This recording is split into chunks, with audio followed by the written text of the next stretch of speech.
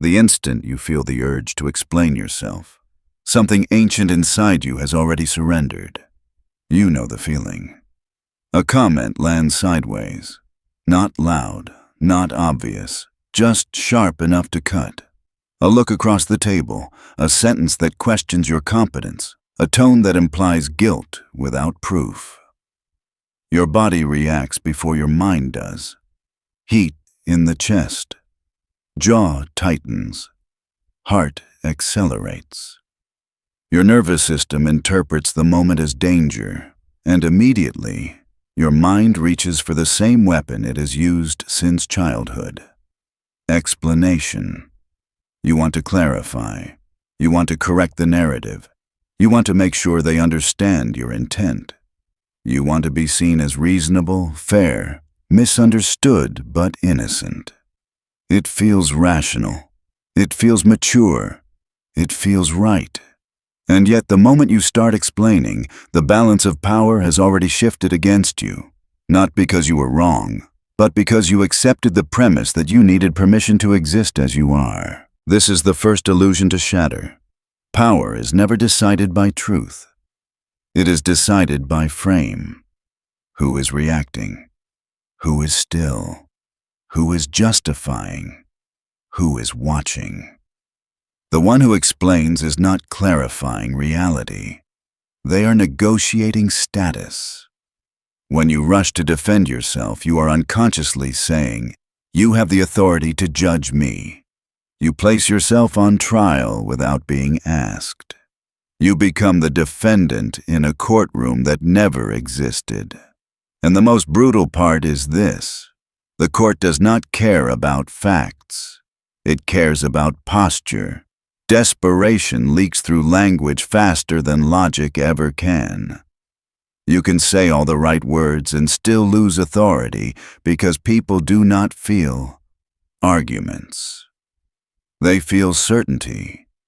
They feel groundedness. They feel who needs the room and who does not. This is what most people never realize. Explaining is a submission disguised as intelligence. It is the reflex of a nervous system trained to survive, not to rule. Look closely at where this reflex was born. As a child, accusation meant danger. Authority figures held absolute power. If you were misunderstood, the only way out was justification. "I didn't mean to." It wasn't like that. Here's what really happened. Your safety depended on being believed. So your mind learned a rule. Explanation equals survival, but adulthood never updated the code. Now you walk through the world treating lovers, colleagues, strangers, and enemies as judges. Every raised eyebrow becomes a verdict. Every accusation becomes a threat. And you respond the same way you always have, by pleading your case. This is not morality. This is conditioning. And those who sense it don't need to be intelligent to exploit it.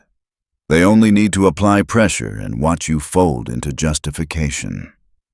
Power-oriented minds understand something most people refuse to accept. Attacks are rarely about truth. They are probes, tests, invitations for you to reveal where your identity is fragile. The moment you defend, you show them where to strike next. Silence, on the other hand, reveals nothing. Silence does something terrifying to people who rely on emotional leverage. It removes feedback. It collapses the game. It forces them to sit alone with their own projection. Think of it like throwing a punch in a dream and hitting nothing but air. The imbalance doesn't come from resistance. It comes from absence. This is why non-defense is not passivity. It is dominance through stillness. When you don't explain, you don't argue, and you don't rush to restore comfort, something subtle happens. The energy reverses direction. They begin to fill the space you refuse to occupy. They start talking, backtracking, justifying themselves. They begin to feel exposed, because now the question is no longer, "Are you innocent?" It becomes, "Why do they need me to care?" Silence forces others to confront a possibility that destabilizes them. Maybe they don't matter enough to warrant a response. This is where the real shift begins. You stop deriving reality from external approval. You stop treating perception as something you must manage. You stop acting like your worth is fragile. And here's the paradox. The less you try to be understood, the more weight your presence carries. Imagine a mountain. It does not explain why it stands. It does not argue with the weather. Storms crash into it and exhaust themselves. The mountain remains unmoved, not because it resists, but because it does not participate. That is the essence of non-defense. It is not coldness. It is sovereignty.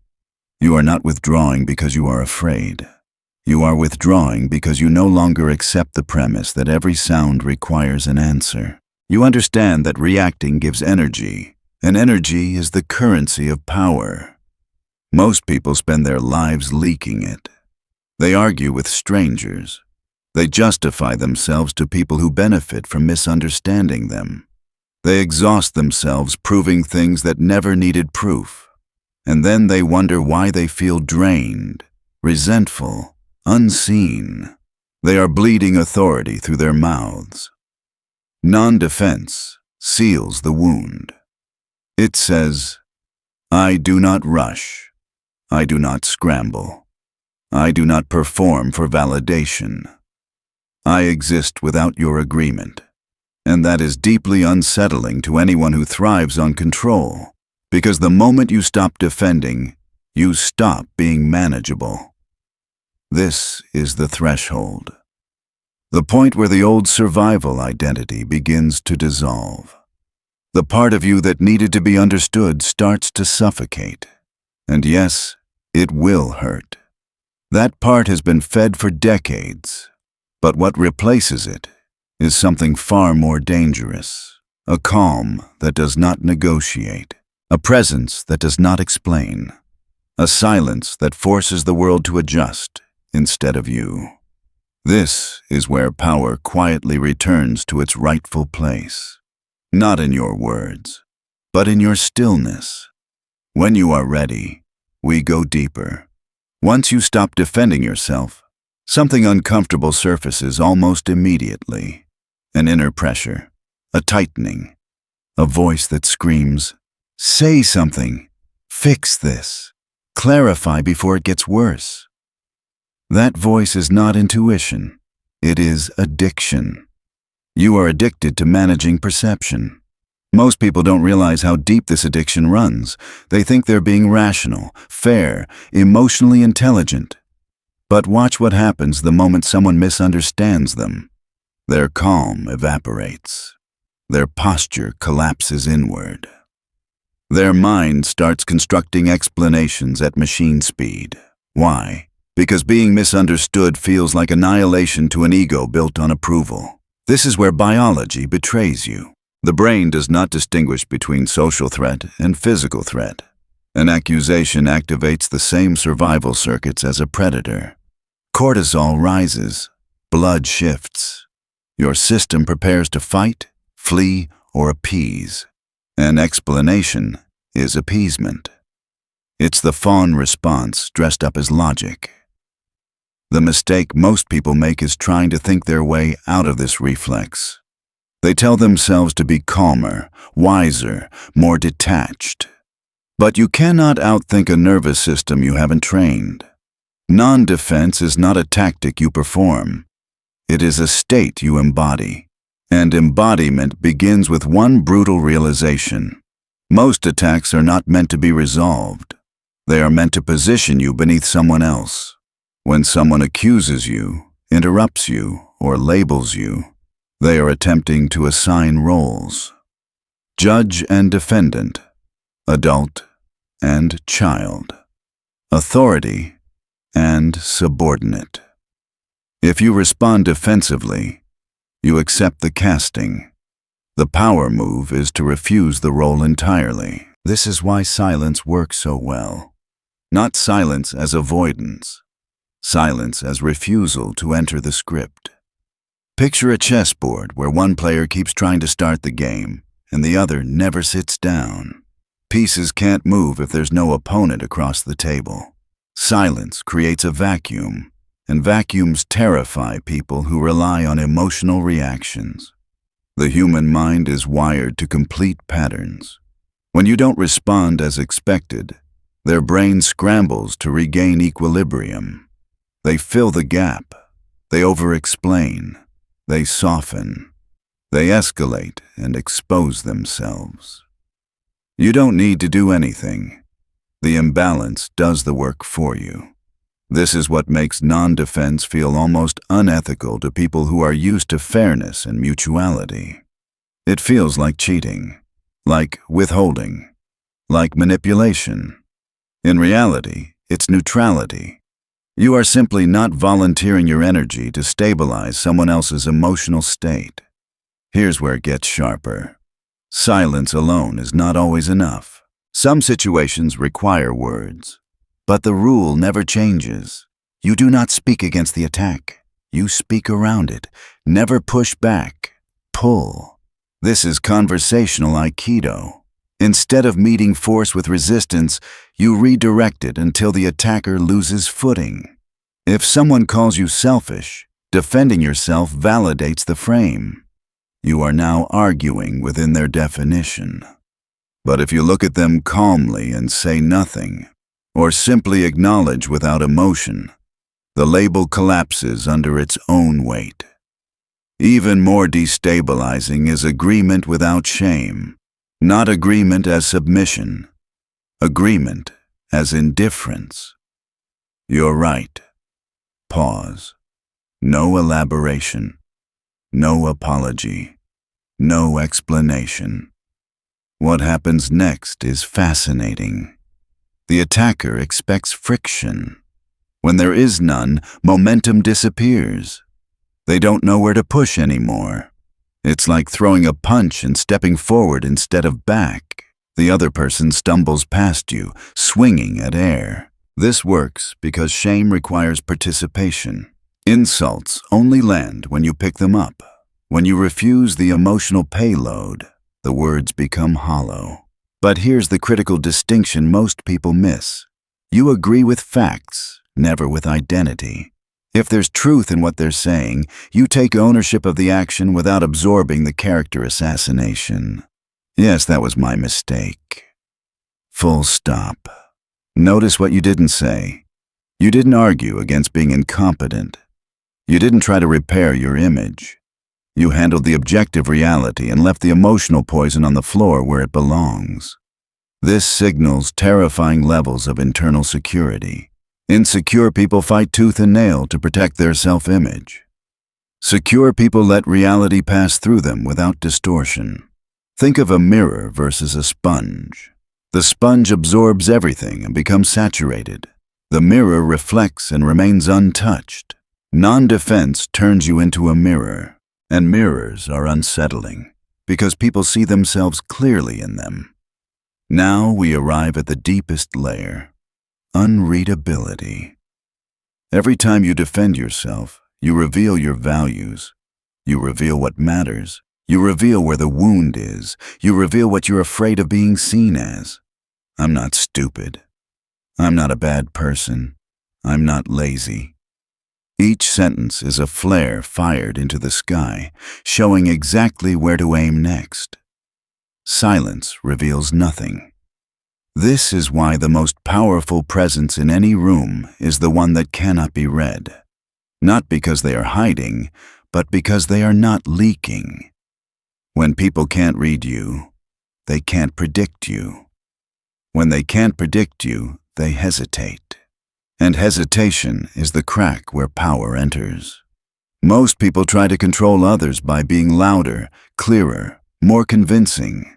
The ones who truly dominate do the opposite. They slow the tempo. They reduce output. They force others to overextend. This is not cruelty, it's clarity. You are no longer trying to be understood by everyone. You are anchored in understanding yourself. And once that happens, accusations lose their sting. Misinterpretations lose their urgency. Other people's perceptions stop feeling like emergencies. You don't rush to correct the weather. You dress appropriately and keep walking. That is the shift. The deepest trap is not the insult. It's the hunger to be understood.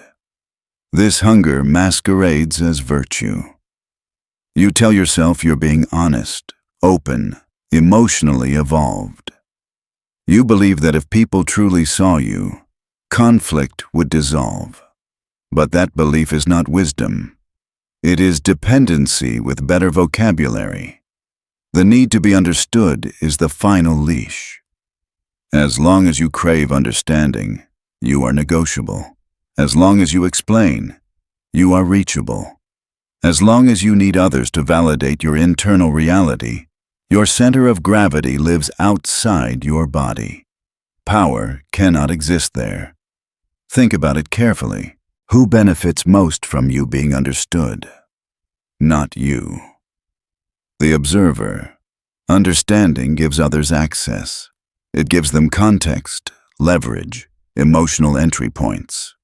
When you explain yourself, you are not creating harmony. You are providing handles.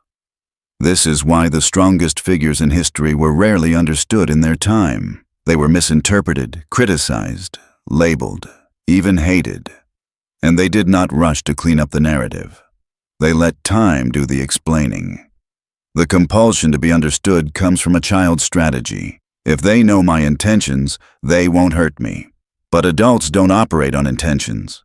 They operate on incentives and perceptions. And perception is shaped by posture, not by paragraphs. Here is the brutal truth most people resist. People don't respect clarity as much as they respect certainty. And certainty does not require explanation. A king does not pause his decree to make sure everyone feels included. A lion does not justify its presence in the territory. Nature does not explain itself. It asserts itself through consistency. The moment you stop explaining, something strange happens. Misunderstandings don't increase. They reveal themselves. People who genuinely care ask questions instead of making accusations. People who don't were never looking for clarity in the first place. They were looking for control, validation, or reaction. Non-defense exposes intent. Now let's go deeper into the architecture of power during conflict. Every confrontation has a hidden structure. Someone is asking questions. Someone is answering. And the one answering is always losing altitude. Questions are not neutral. They are instruments of dominance. Why did you do that? What were you thinking? Who do you think you are? These are not inquiries. They are positioning moves. When you answer directly, you step into the role of defendant again. You accept the premise that you owe an explanation. You validate the hierarchy. The reversal is subtle but devastating. You stop answering and start observing. You answer a question with a question, not aggressively, but analytically, calmly. Why does that matter to you? What reaction were you expecting from me? What does this change exactly? Now the spotlight shifts. Suddenly the conversation is not about your behavior. It's about theirs. Their emotional investment. Their need to label. Their need to control the frame. This infuriates manipulators because it strips them of narrative dominance. They want you focused on defending your image. When you redirect attention to their psychology, they feel naked. You are no longer inside the game. You are studying it. This is the moment the power flips. But understand this clearly. If you use these techniques while still emotionally hooked, they will fail. The words are not the weapon. The absence of need is. You cannot fake detachment. People sense incongruence instantly. If your silence is tense, it reads as fear. If your agreement is sarcastic, it reads as insecurity. Non-defense only works when it's supported by internal alignment. Which brings us to the shadow. Every insult that hurts is touching something unresolved inside you. If someone calls you lazy and you feel nothing, it means the label doesn't resonate. If it burns, it's because a part of you suspects there might be truth there. This is not an invitation to defend harder. It's an invitation to integrate. You do not become untouchable by denying your flaws. You become untouchable by owning them privately. When you've already faced your capacity for selfishness, being called selfish loses its sting. When you've admitted your own mistakes internally, external accusations feel redundant. When you know exactly who you are, labels bounce off like rain on stone. Shame only works in darkness. This is why self-knowledge is the ultimate defense. Not positive affirmations, not confidence theater, brutal self-honesty without self-hatred. Once you've integrated your shadow, attackers lose their weapons. They reach for knives that no longer cut. And something else changes. You stop reacting because you stop personalizing. Insults turn into data. Accusations become information about the other person's state, not verdicts about your worth. You begin to hear subtext instead of content. Anger becomes insecurity. Mockery becomes envy. Accusation becomes projection. This detachment doesn't make you passive. It makes you precise. You respond only when it serves your position. And often, the most aggressive move is no move at all. Think of fog. You can throw rocks into it all day, but nothing hits back. No sound, no resistance. The energy disappears. That is the psychological effect of agreeing without shame, of silence without tension. This is not about winning arguments. It's about ending games. Most people are exhausted because they are constantly playing roles they never chose. Explaining, defending, performing, managing emotions that aren't theirs. Non-defense is the moment you step out of the theater. You don't need to convince the audience. You leave the stage. And when you do, something awakens. A stillness that doesn't seek approval. A clarity that doesn't rush. A presence that doesn't chase respect. Once you stop defending, a quiet but irreversible transformation begins. It doesn't announce itself. There is no surge of adrenaline, no applause, just a subtle redistribution of energy. You notice you're less tired after conversations, less drained after conflict, less mentally occupied replaying moments in your head. That's because something fundamental has changed. You are no longer leaking power through reaction. Most people believe exhaustion comes from effort. In reality, it comes from resistance, from pushing against perceptions, correcting narratives, fixing misunderstandings that were never meant to be fixed. Non-defense closes the leak. And when energy stops leaking, presence thickens. This is where your relationships begin to recalibrate. Not because you announced boundaries, not because you explained your philosophy, but because people feel the shift before they understand it. They sense you're no longer available on demand. They sense their words don't pull you the way they used to. They sense that something they once had access to is now guarded by silence. Some will respond with respect, others with confusion, a few with hostility. That reaction tells you everything. People who valued you for who you are adjust naturally. They speak more carefully. They ask instead of accuse. They feel your gravity without resentment. People who valued you for how you reacted feel threatened. They escalate. They provoke. They test. They attempt to pull you back into the old pattern. This is the final test. If you break here, if you explain the change, justify your distance, apologize for your calm, you reopen the door. If you don't, the door seals permanently. This is where non-defense becomes identity. You are no longer someone who is learning to be detached. You are simply someone who does not react on command, and that terrifies people who rely on emotional leverage. Understand this clearly. Power is not dominance over others. It is immunity to manipulation. The moment someone realizes they cannot move you emotionally, they lose the ability to control the interaction. You don't need to intimidate. You don't need to threaten. You don't even need to respond. Your neutrality does the work. Silence becomes a kind of pressure, not aggressive, not loud, just present, like deep water, calm on the surface but impossible to push. And now comes the paradox.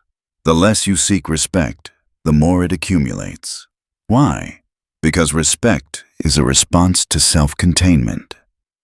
People respect those who are not chasing alignment, those who don't rush to correct misunderstandings, those who can sit inside tension without dissolving.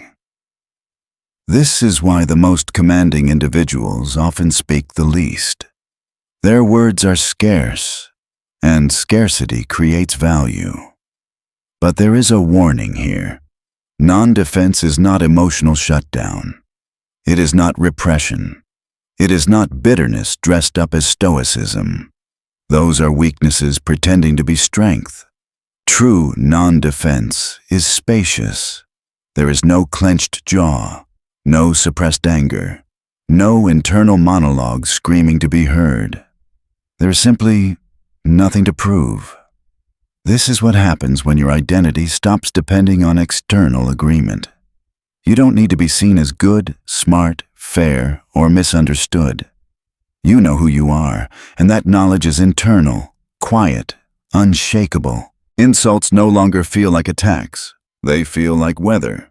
And you don't argue with weather. You adapt, or you wait it out. At this stage, something else shifts. Your timing. You stop responding immediately, not as a tactic, but because urgency disappears. You realize that most situations don't require instant action. They require observation, while others rush to fill silence. You let it stretch. While others explain, you watch. While others escalate, you slow down. This asymmetry creates authority. People begin to mirror your tempo. Conversations slow when you enter. Emotional chaos loses momentum around you, not because you control the room, but because you are not controlled by it. You become the still point. And here is the deepest layer. Non-defense returns ownership of your inner world. You stop carrying other people's emotions. You stop managing their reactions. You stop fixing discomfort that isn't yours. This is liberation disguised as indifference. When someone is upset, you no longer rush to stabilize them. When someone misunderstands you, you let the misunderstanding breathe. When someone projects onto you, you don't grab the projection and make it your responsibility. You let people carry their own weight. And because most people are used to outsourcing their emotional regulation, this feels shocking to them. But to you, it feels clean. There is space in your mind now. Space that used to be filled with justification, rumination, self-doubt. In that space, clarity grows. You begin choosing responses instead of reflexes. You begin acting instead of reacting. You begin conserving energy for moments that actually matter. This is when you realize something quietly profound. The world has been training you to explain yourself because explained people are predictable, and predictable people are controllable. Non-defense breaks that conditioning. You don't become loud. You don't become cruel. You become opaque, and opacity is power. At the end of this path, there is a silence most people never reach. Not the awkward silence of avoidance, not the cold silence of resentment, but a grounded silence that feels complete. This is where non-defense stops being something you do and becomes something you are. You no longer measure moments by whether you are understood. You no longer replay conversations wondering how you could have said it better. You no longer feel the impulse to rush back in and repair perception. That impulse is gone because the identity that needed it has dissolved. You've stepped out of the role of the child seeking safety and into the role of the sovereign managing territory. Here's what that really means. It means you accept that people will misunderstand you, and you let them. It means you accept that some narratives will never be corrected, and you leave them untouched. It means you accept that clarity is not owed to everyone, and you choose when silence serves you better than speech. This is not indifference to truth. It is loyalty to alignment.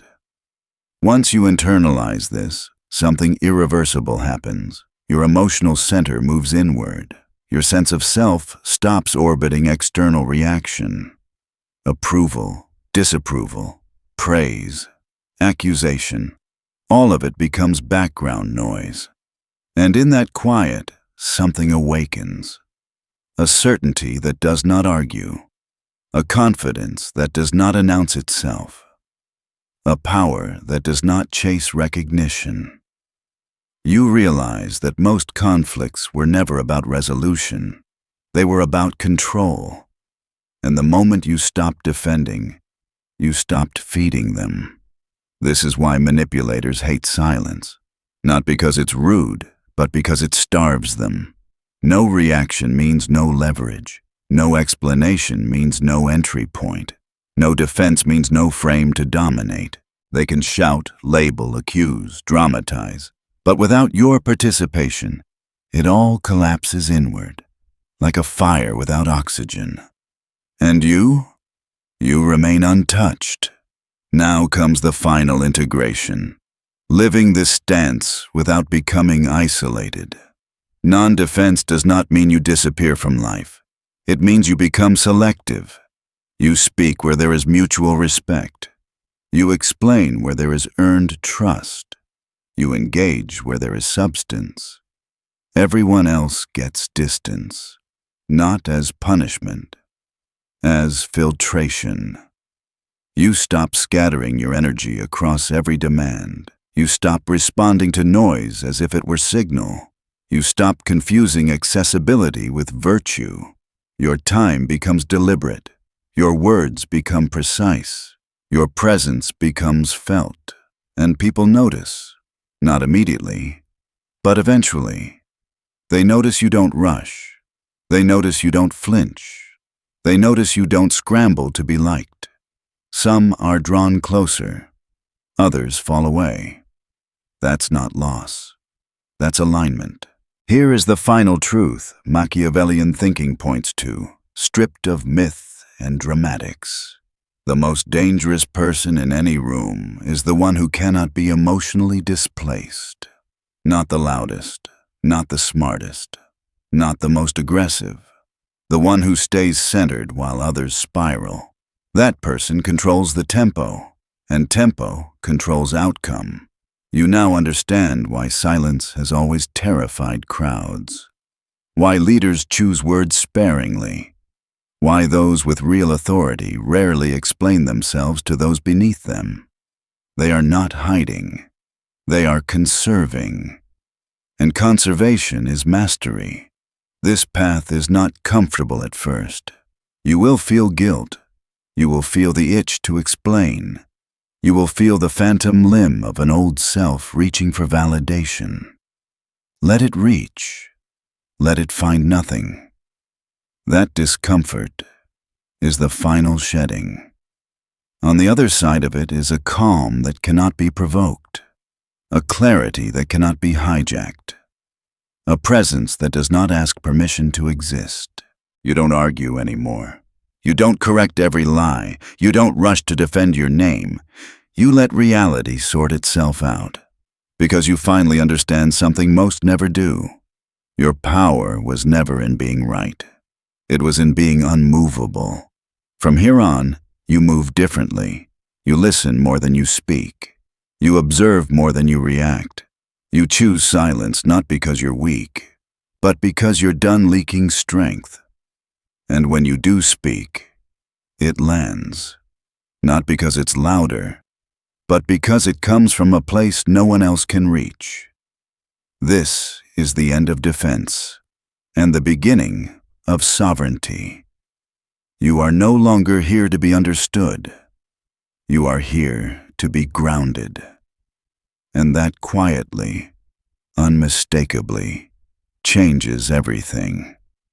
The moment you stop defending yourself, the world loses its grip on you, not because you became colder, but because you became anchored. You no longer bend to perception. You no longer rush to repair misunderstandings. You let noise remain noise. Silence, when chosen, is not emptiness. It is authority without force. It is the calm of someone who knows who they are and no longer needs witnesses to confirm it. Most people spend their lives explaining, apologizing, proving. You don't have to. The strongest position is not to convince, but to remain unmoved. From this point on, let others speak. Let them label. Let them speculate. You stay centered. You conserve your energy. You move only when it serves you. Power was never loud. It was always still. And once you embody that stillness, nothing and nobody can pull you out of yourself again.